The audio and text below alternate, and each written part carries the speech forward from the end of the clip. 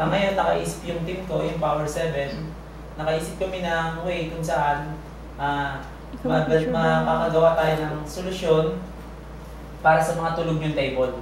Hindi kayo maglalabas ng puhunan, pero mapapa-exit nyo yung account nyo. Isang bagsakan. Paano yung isang bagsakan? 8 solo account kayang ilagay ka agad sa main table. Isang beses lang. Exit ka agad yung level 4 nyo. Hindi kayo maglalabas ng puhunan. Tapos yung gagawin nyo, kayang gawin talaga. So effort lang ang kailangan. Pero mamaya ko po yun sisimulan, bago po yun is magpapa-payout po muna tayo. Yung isang ano po namin na nag-exit, na kailan ka nag-exit? Noong 24.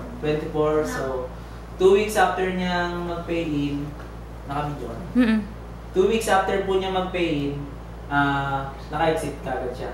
Gamit yung strategy ng Team Power 7. Then ngayon, naka-exit na siya, after na, tapos na yung countdown niya. Ito na po yung table 2 niya. Ito po naka-highlight. Ibig sabihin, Pwede mo exit na naman yung table 2 niya.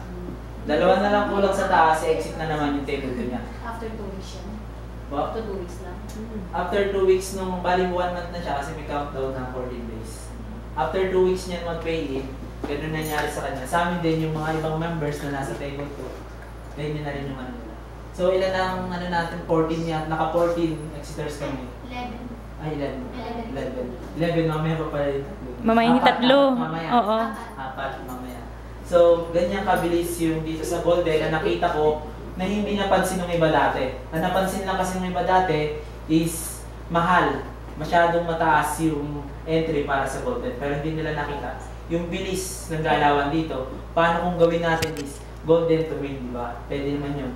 So ngayon, yun ang ituturo ko sa inyo. Pero mamaya na yun. Ngayon, is pe-payout po muna natin si Ma'am Marlene. Ma'am Marlene.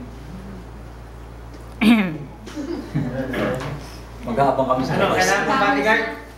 Picture right. Support ko ng picture right yung net pala. So, picture, basta ako, ano ng video ah. Okay? Ready ka na? Kaba. So, ang mahiwagang pala. So,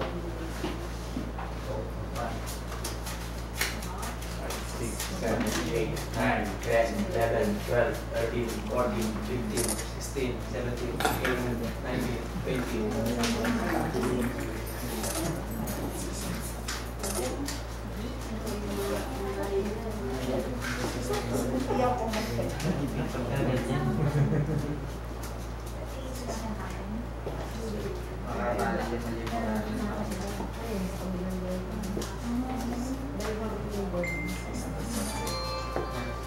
Tama mo ko.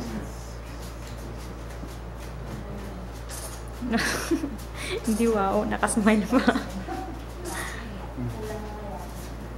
Bayad. Bayad na ma. Bayad na, utang. Bayad na, utang na. Pati yung ATM ko. 1, 2, 3, 4. So, 85,800. Okay? So, may sobra pa akong 100. Akin na to. So, yan po yung first exit niya. Naka-receive po siya sa Golden kasi. Ang payout ko dito is, meron siyang na-receive ngayon na 85,800. Then, meron po siyang makukuha sa Swiss card niya. Yung Swiss card niya is parating pa lang. Sa Swiss card niya, meron siyang makukuha. Magkano sa conversion? 13,200. 13,200 NT sa Swiss card niya. So, yung Swiss card niya parating pa lang. NT po yan. Kaya alas nasa 18 minutes. So, ikaw naman. Good morning po sa inyo lahat. Nakakahiya, nakakaba. First time ko lang makahawak ng gantong kadaming pera. Dati, nagko-construction pa kami para lang makakita ng tigo 1,000. Iyak ka. Sa yung pang-allowance namin. Ngayon, eto, dahil sa Power 7, Huwag umiyak ha. Huwag umiyak. Yung dream ko, matutupad na sa pamilya ko, tapos syempre para sa akin.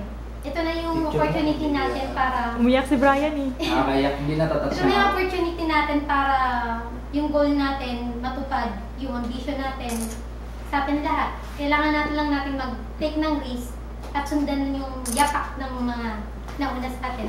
Huwag tayong umasa na lang sa iba na okay, exit na yan. Tigil na tayo. Siyempre, kailangan natin tumulong Dati nadapa din ako, parang sabi ko, okay, naka-exit na ako. Siyempre, naisip ko rin po na hindi lang po ako nag-isa sa table, tinulungan po ako ng mga downline ko, kaya kailangan ko din po silang tulungan. Yes. Tama.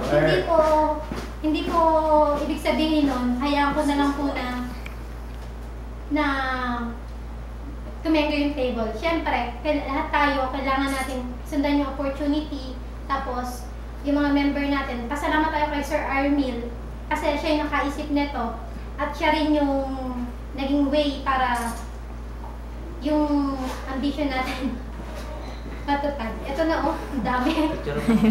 Hindi ko mahawakan. Ha. Modra. Nabutan yung payout. Ay po. Thank you. Mamaya kukunin natin ATM mo with pictures. May video mo namin dala.